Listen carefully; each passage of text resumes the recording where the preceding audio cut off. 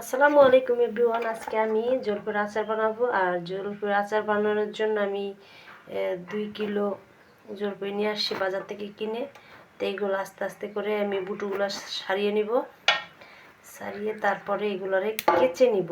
তো তোমরা দেখতে থাকো।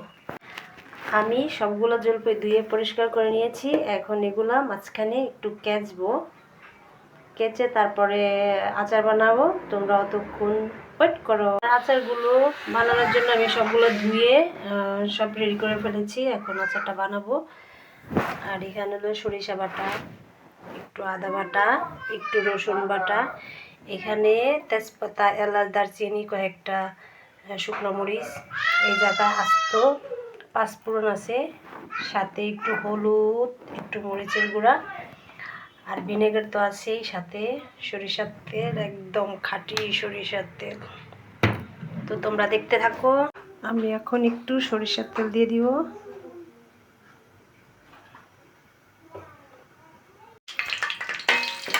এগুলো একটু আমি সুন্দর মতো টেলে নিব।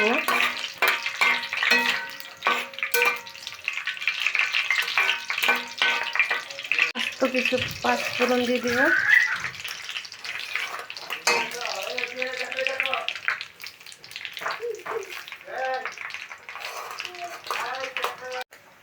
আদা বাটা,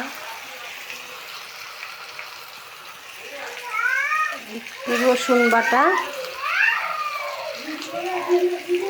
এটা হলো সরিষা বাটা। সরিষা বাটাটা আপনারা পরিমাণ মতো যে যতটুকু খেতে চান অতটুকু খেতে পারেন বা নিতে পারেন।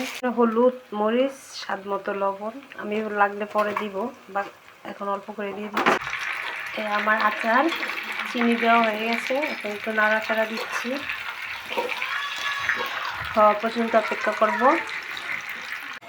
আমার আচারটা বানানো শেষ। তো আমার আচারটা কেমন হয়েছে, কালার, অবশ্যই তোমরা লাইক কমেন্ট দিয়ে বলবা। সবাই ভালো থাকবা। আল্লাহ হাফেজ।